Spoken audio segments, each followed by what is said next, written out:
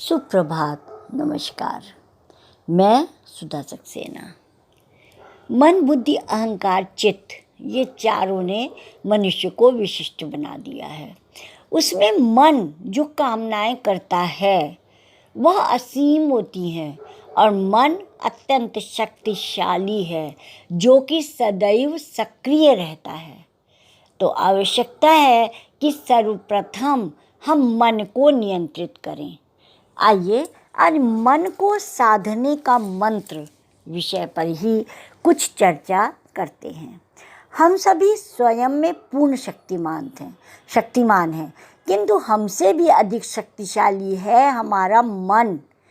जीवन ऊर्जा से भरपूर सूर्य की किरणें विशेष यंत्र की सहायता से किसी वस्तु पर स्थिर की जाएं तो वह उसे जला देती हैं।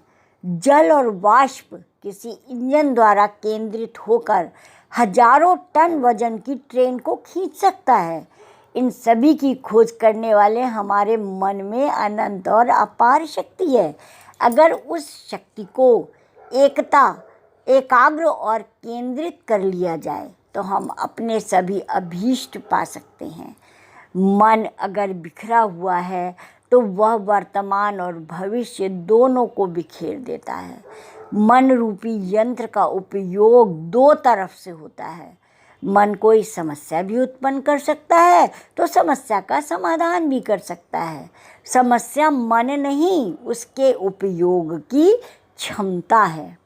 मन सदैव गतिमान रहता है और उसकी गति को नियंत्रित करना सतत साधना द्वारा ही संभव हो सकता है।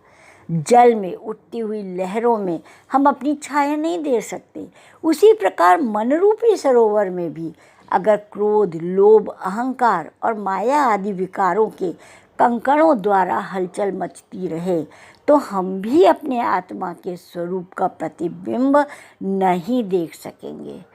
तन की शुद्धि और सजाने संवारने में हमारा बहुत ध्यान रहता है, लेकिन मन की निर्मलता की ओर हम बहुत कम सोचते हैं। स्मरण रहे, मन हमारा मित्र है, कोई शत्रु नहीं है।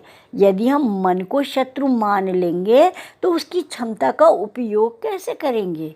इसीलिए मन को मारना नहीं अपितु इसे साधना चाहिए।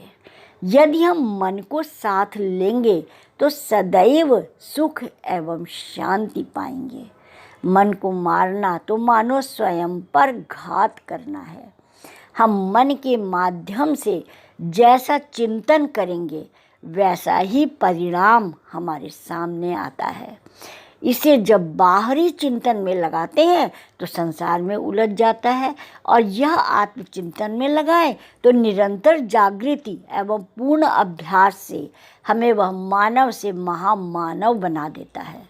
पवित्र बनकर मन हमारे जीवन को सार्थक बनाता है और हमें मोक्ष की ओर उन्मुख करता है।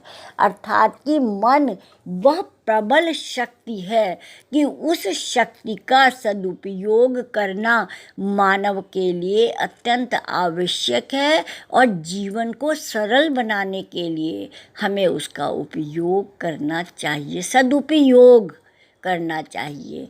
जिस प्रकार से एक खेत में अनेक झाड़ फनूस और अनेक खराब पौधे उगाते हैं, उन्हें हटाना पड़ता है और उपयोगी पौधों को ही निकालना पड़ता है, उसी प्रकार से मन में भी खरपतवार उत्पन्न हो जाते हैं। उन खरपतवार रूपी कामनाओं को हटाना ही मन को नियंत्रित करना है, क्योंकि मन साधन है हमारे कार्य की पूर्ति का, हमारे विचारों को सटीक बनाने का, हमारे विचारों को उत्पन्न करने का, संग्रहित करने का और लाने का। अब मन के द्वारा ही वह विचार हमारी बुद्धि में पहुंचते हैं, बुद्धि से वह विवेक के द्वारा काटे छाटे जाते हैं। तो इस प्रकार से हम देखें अगर तो मन को साधना सबसे ज़्यादा आवश्यक है। तो आज इतना ही। आप सबने मेरे चैनल को लाइक और सब्सक्राइब किया है, उसके लिए आपका अतिशय धन्यवाद। नमस्कार।